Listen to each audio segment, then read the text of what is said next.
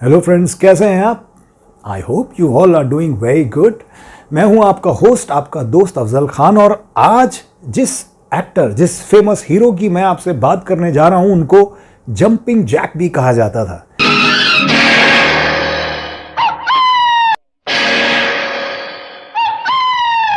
और खुद तो वो कंट्रोवर्सी में थे ही, उनकी पूरी फैमिली ही कंट्रोवर्सी में रही है।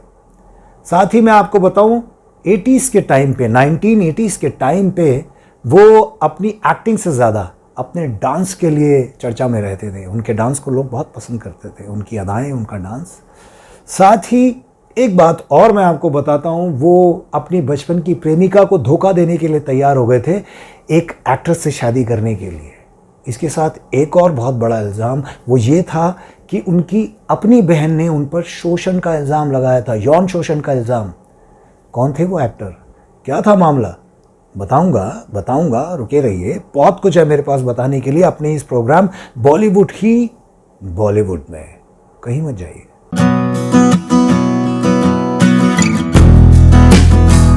वेलकम बैक दोस्तों। जिनकी मैं बात कर रहा हूं उनको आप मैन इन वाइट भी कहते हैं, जंपिंग जैक भी कहते हैं और जितेंद्र भी कहते हैं। जी हाँ, आज हम बात करेंगे जितेंद्र के बारे में। तेरे हाथों में पहना के चूड़ियां के मौज बंजारा ले गया के मौज बंजारा। धक धक से धड़कना बुला दे, छन छन से छनकना। ए भाई तू कहाँ से आई, वो कौन से नगर तुझे जाना। जिन्होंने बहुत सारी रीमेक फिल्मों में भी काम किया और बहुत अलग अलग तरह के किरदारों को उन्होंने निभाया है। बहुत सारे रोल्स किए हैं, बहुत सारी फिल्में की हैं। तुमने वही कहा जो तुम जानती थी, जो मैं जानता हूं। न कहा तुमसे, न कहूंगा, क्योंकि तुम समझ नहीं सको। बहुत कुछ आपसे डिस्कस करना है। उससे पहले एक नज़र डालते हैं उनके फिल्मी करियर पर। दोस्तों, जितेंद्र का जन्म हुआ था 7 अप्रैल 1942 को। अमृतसर में वो पैदा हुए थे और वो 20 साल उन्होंने एक चौल में गुजारे। एक चौल जो बॉम्बे में है, श्याम सदन, वहाँ पर वो अपने पिताजी के साथ रहते थे, अपने परिवार के साथ रहते थे। और उनके पिताजी और चाचा फिल्मों में ज्वेलरी सप्लाई करते थे। और बताते हैं कि जब जितेंद्र कॉलेज में थे तो उस टाइम पर उनके जो फादर थे, उनको हार्ट अटैक आया था। उनकी तबीयत बहुत ख़राब रहती थी, जिसकी वजह से जितेंद्र को काम की तलाश थी, काम की ज़रूरत थी। और इसके लिए उन्होंने अपने चाचा जी से बात की। तो चाचा जी ने कहा ठीक है, मैं वी शांताराम जी से बात करता हूँ किसी काम के लिए। तो उन्होंने वी शांताराम जी से बात की कि आप जितेंद्र को काम दीजिए। जितेंद्र का फिल्मों में आने से पहले नाम था रवि कपूर। बाद में उन्होंने अपना नाम जितेंद्र रखा था फिल्मों में आने के बाद।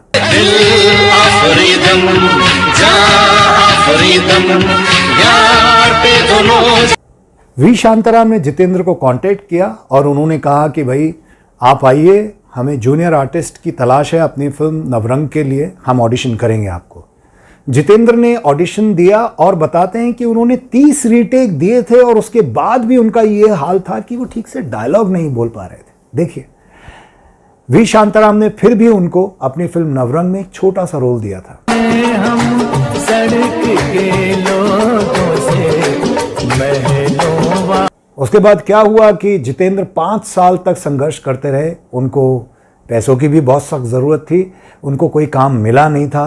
5 साल के स्ट्रगल के बाद एक दिन 1964 में गीत गाया पत्थरों के लिए वी शांताराम ने दोबारा जितेंद्र को बुलाया और गीत गाया पत्थरों ने उसके लिए उन्हें बतौर हीरो साइन किया।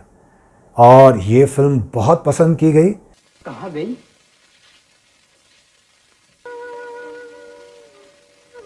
सुमंगली।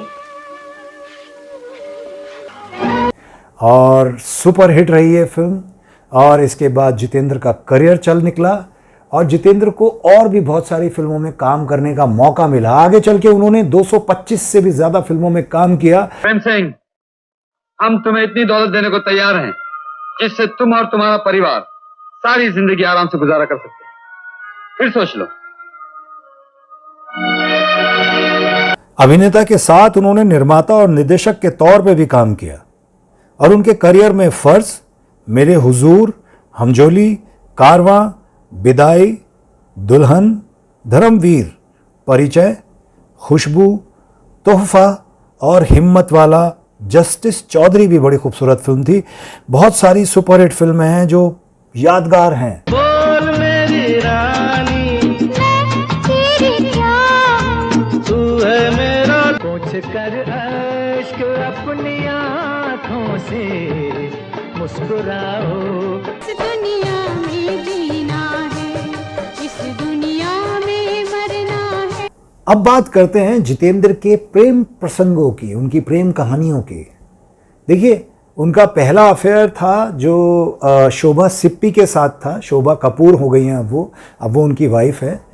तब तो वो मात्र 14 साल की थी और 16 साल की उम्र में तो वो जितेंद्र को डेट करने लगी थी। वो जुहू चौपाटी के किस्से, वो कभी गेटवे ऑफ इंडिया में घूमना, बॉम्बे में डेट करना, यही सब चलता था।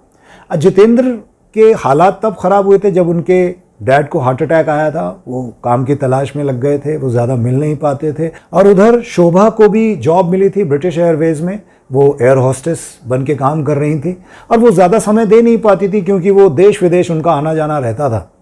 तो इस वजह से उनका ज़्यादा मिलना होता नहीं था। जब शोभा के साथ जितेंद्र का अफेयर था तो उन्हें कोई पूछता भी नहीं था जितेंद्र को। वो तो एज अ जूनियर आर्टिस्ट उन्होंने काम किया होगा। एक्चुअली 16 साल 14 साल की उम्र होती क्या है, और जितेंद्र तब स्ट्रगल कर रहे थे। उस टाइम पर शोभा ने उनके साथ अफेयर किया था, लेकिन उनके अफेयर में इतनी सारी दरारें हैं, उनकी रोमांटिक लाइफ में इतनी मुश्किल है, मैं आपको बताऊंगा। ऐसा नहीं है कि हेमा मालिनी पहली एक्ट्रेस थी जिसके लिए जितेंद्र ओवर एक्साइटेड होकर उनको शोभा को धोखा देने के लिए तैयार हो गए थे। उससे पहले उनकी लाइफ में आई रेखा। जी हाँ, रेखा सबसे पहली एक्ट्रेस थी। रेखा तब बहुत बड़ी फिल्मों में काम नहीं करती थी। जितेंद्र तो फिल्म ही बहुत चर्चा में रहते थे, बहुत बड़ी बड़ी फिल्में कर रहे थे। और रेखा के बारे में बताते हैं कि रेखा इतनी बड़ी फ़ैन थी जितेंद्र की कि जितेंद्र की फ़ोटो वो अपने तकिए के नीचे रखकर सोती थी अपने सिरहाने। और उनको तो इंतज़ार था कि किसी तरह से मुलाकात हो जितेंद्र से, और देखिए किस्मत ने करवट बदली और 1972 में BN घोष ने उनको एक फिल्म दी, एक बेचारा, जिसमें जितेंद्र के साथ उन्होंने रेखा को कास्ट किया।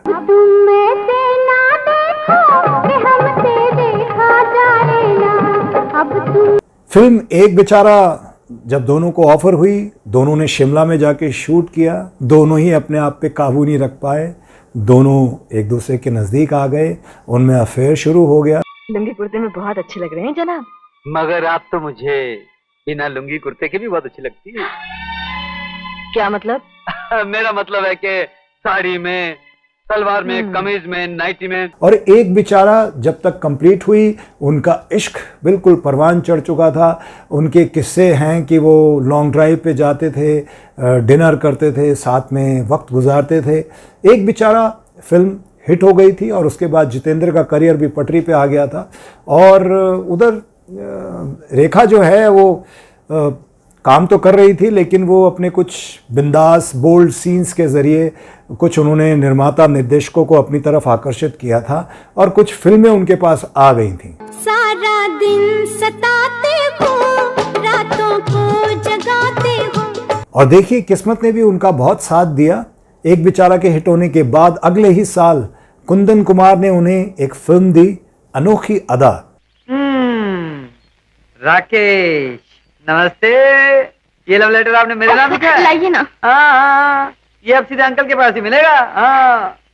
और इस फिल्म में दोनों को कास्ट किया गया और उनका इश्क और रोमांस फिर से चर्चा में आया। उनको बहुत वक्त भी मिलने लगा एक दूसरे के साथ और उनका रोमांस बहुत अच्छा खासा चल रहा था। तेरे दिल में जरा सी जगह अगर मिले। जितेंद्र और रेखा का रोमांस बहुत बढ़िया चल रहा था। शूटिंग पर दोनों मिलते थे, शूटिंग के बाद भी मिलते थे, ज़्यादा से ज़्यादा वक्त बिताते थे। और रेखा की माँ पुष्पावली को भी जितेंद्र बहुत पसंद थे अपनी बेटी के लिए। वो चाहती थी कि दोनों की शादी हो जाए, लेकिन इसमें एक ट्विस्ट आया। अब ट्विस्ट क्या था? जितेंद्र तो जितेंद्र हैं, वो साथ साथ शोभा के साथ भी कंटिन्यू कर रहे थे अपने रिलेशन को और इश्क के पेंच बराबर, चोचे बराबर चल रहे थे उनके। अब क्या हुआ कि रेखा को ये सब बहुत अजीब लगता था। वो जितेंद्र को बोलती थी, भाई देखिए, एक मयान में दो तलवार तो रह नहीं सकती, आप या तो शोभा के साथ रहिए या मेरे साथ कंटिन्यू करिए। रेखा के ऊपर एक बायोग्राफी लिखी गई है जिसे लिखा है यासिर उस्मान ने, रेखा द अनटोल्ड स्टोरी। उसमें उन्होंने जिक्र किया है कि रेखा का दिल टूट गया था। एक ऐसा किस्सा था जो मैं आपको बताना चाहता हूँ, इसका जिक्र उस बुक में है। एक फिल्म की शूटिंग के दौरान जूनियर आर्टिस्ट से बात करते हुए जितेंद्र ने कुछ ऐसी बात कही जिसका पता रेखा को चला था। रेखा के कानों में वो बात पड़ी थी और रेखा का दिल टूट गया था। उसके बाद उनका रिश्ता खत्म हो गया। जितेंद्र ने कहा भाई रेखा जो है ना वो मेरे लिए बेस्ट टाइम पास है, मतलब मेरा बढ़िया टाइम पास हो जाता है। ये बात जब सुनी रेखा ने, बात तो उड़ते उड़ते आ ही जाती है। वो अपने मेकअप रूम में गई, वहाँ जाकर वो रोने लगी और उसके बाद उन्होंने जितेंद्र से अपने सारे रिश्ते ख़त्म कर लिए। हम तुमसे प्यार न करते तो तुम क्या करते? तड़प तड़प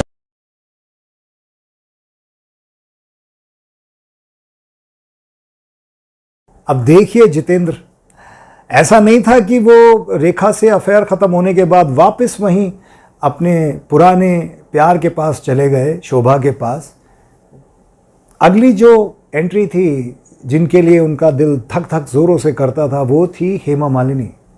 जितेंद्र उस टाइम पे अच्छे खासे अपने करियर के मुकाम पर थे और हेमा मालिनी अपने करियर के शुरुआती दौर में चल रही थी। लहरा के आया है छोटा बहार सा, मैं समझे प्यार सा। और जितेंद्र के बारे में तो फेमस है कि वो हेमा मालिनी के लिए हर हद पार करने को तैयार थे। उन्होंने तो रिश्ता भी भिजवाया था हेमा मालिनी की माँ के पास अपना, और वो तो शादी होते होते रह गई। वो मद्रास जाकर शादी करने ही वाले थे हेमा मालिनी से कि कोई बीच में आ गया, ही मैन मतलब धर्मबाजी बीच में आ गए और उन्होंने वो शादी होने नहीं दी थी। एक बेचारा प्यार का मारा।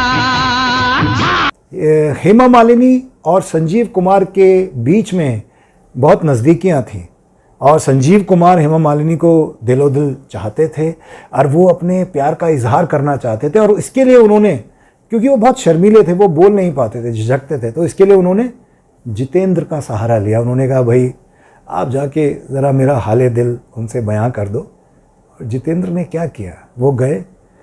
संजीव कुमार का हाले दिल तो उन्होंने बयां नहीं किया, अपना दिल खोल कर रख दिया कि भाई मैं आपको चाहता हूँ, मैं प्यार करता हूँ आपसे। आरती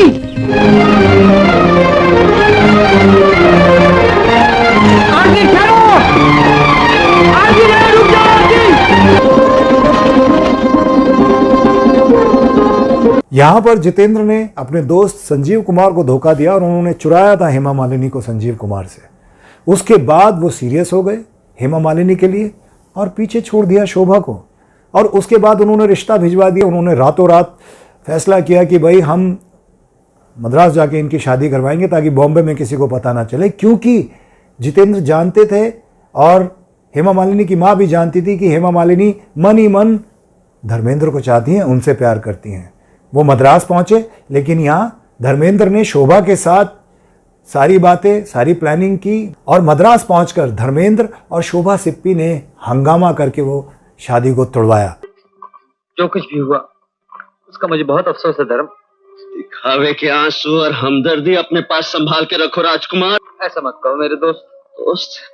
कैसा दोस्त? मैं भी गया, मेरा दिल भी गया।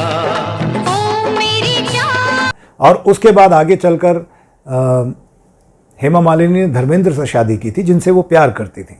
अब जब हेमा मालिनी ने धर्मेंद्र से शादी कर ली तो जितेंद्र को लगा यार ऐसा ना हो कि मेरे हाथ से शोभा भी निकल जाए। तो उन्होंने 18 अक्टूबर 1974 को फाइनली शोभा से शादी कर ली। तेरे संग प्यार में नहीं तोड़ना, ओ तेरे संग प्यार ना छोड़ना मुझे, तड़पाना ना मुझे। अब ऐसा नहीं था कि शादी होने के बाद सही ट्रैक पर लग गए थे। जंपिंग जैक जितेंद्र, वो अभी भी जंप करना भूले नहीं थे। उसके बाद उनकी कुछ और फिल्में आई जिसमें साउथ की 2 हीरोइंस, एक्चुअली साउथ की ही लड़कियां मुझे लगता है जितेंद्र को बहुत पसंद आती थी। जैसे पहले रेखा और अब थी श्रीदेवी और जयाप्रदा। श्रीदेवी को लेकर तो कहते हैं कि पंजाब के पुत्र जितेंद्र कपूर इतने सीरियस थे कि वो मतलब चाहते थे कि मतलब ये रिश्ता हो जाए किसी तरह से, अब श्रीदेवी मेरे हाथ आ जाए। एक आँख मारो तो रास्ता रुक जाए, दूसरी आँख मारो ज़माना झुक जाए, दोनों। अच्छा, श्रीदेवी के साथ जितेंद्र की केमिस्ट्री बहुत मैच करती थी और जितेंद्र श्रीदेवी के लिए बहुत ज़्यादा संजीदा भी हो गए थे। अब बताते हैं कि हिम्मत वाला फिल्म जो दोनों ने साथ में की थी, उसके जो डायरेक्टर थे राघवेंद्र राव को जितेंद्र ने ही बोला था श्रीदेवी को कास्ट करने के लिए। अब जब खबरें बाहर आने लगी तो शोभा को लगा कि यार ये किसी तरह से सिचुएशन को संभालना पड़ेगा, तो उन्होंने जितेंद्र से कह के श्रीदेवी को घर पे बुलाया। जितेंद्र ने श्रीदेवी को घर पे बुलाया था, जब शोभा से मिलवाया, शोभा और एकता कपूर जितेंद्र की बेटी दोनों ने मिलकर श्रीदेवी की ऐसी खातिरदारी की कि वो कभी ये भूल नहीं पाई और इसके बाद जितेंद्र और श्रीदेवी के रिश्ते में खटास आ गई थी। एक इंटरव्यू में तो श्रीदेवी ने कहा भी कि भाई ऐसा कुछ मेरे और जितेंद्र के बीच में नहीं है, मैं उनकी फ़ैन ज़रूर हूँ, लेकिन पता नहीं ये खबरें कहाँ से आती है, मैं किसी का बसा बसाया घर बर्बाद नहीं करना चाहती। और जब वो स्टार बनी तो उसके बाद धीरे धीरे खटास तो आ ही चुकी थी, वो अपने जितेंद्र से दूरियां बना चुकी थी।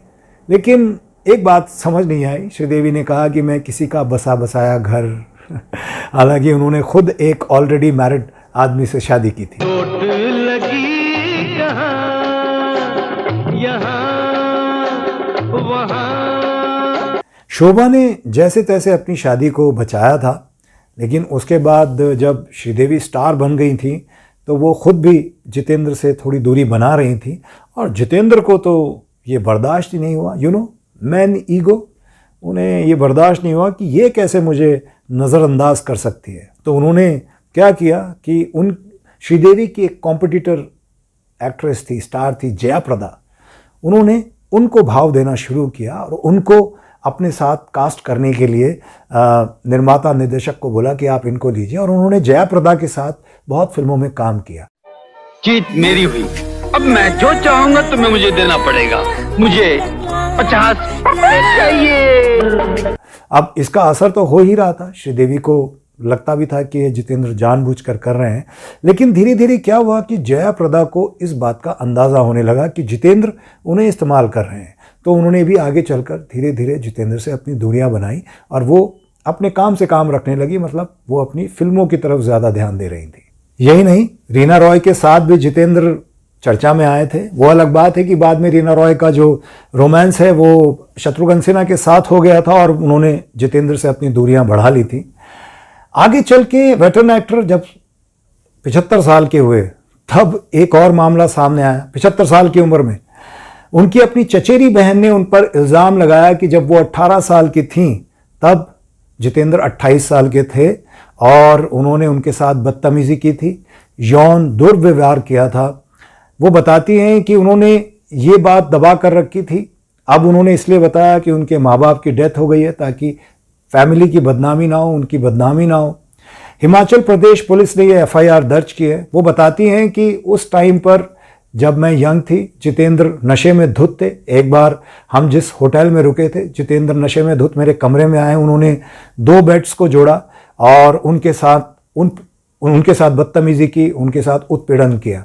वो अलग बात है, बाद में जब जितेंद्र से इस बारे में पूछा गया तो उन्होंने ये सारे इल्ज़ाम बेबुनियाद बताए हैं और झूठे बताए हैं। मां कसम, उस दिन का इंतजार बड़ी बेताबी से करूंगा जिस दिन कानून की बिजली इस महल पे टूटेगी।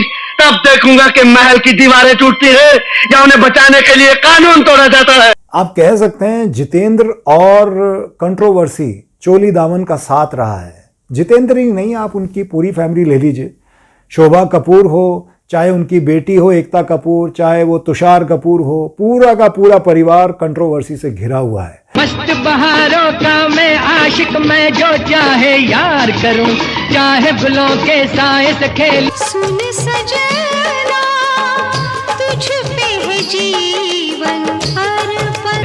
तेरे अंग अंग में रूप रंग के भरे हुए हैं कल। मुझे उम्मीद है आपको मेरा ये प्रोग्राम पसंद आया होगा। अगर आपको कमेंट करना है मेरे कमेंट बॉक्स में आप लिख सकते हैं। मैं फिर मिलूंगा आपसे। मैं हूं आपका होस्ट, आपका दोस्त अफजल खान। आप देखते रहिए मेरा ये प्रोग्राम बॉलीवुड ही बॉलीवुड। मुझे इजाज़त दीजिए, मैं आता हूं बस थोड़े ही दिनों के बाद फिर मिलने आपसे। तब तक के लिए टेक केयर, बाय बाय, शब्बा खैर, राम राम, खुदा हाफिज़।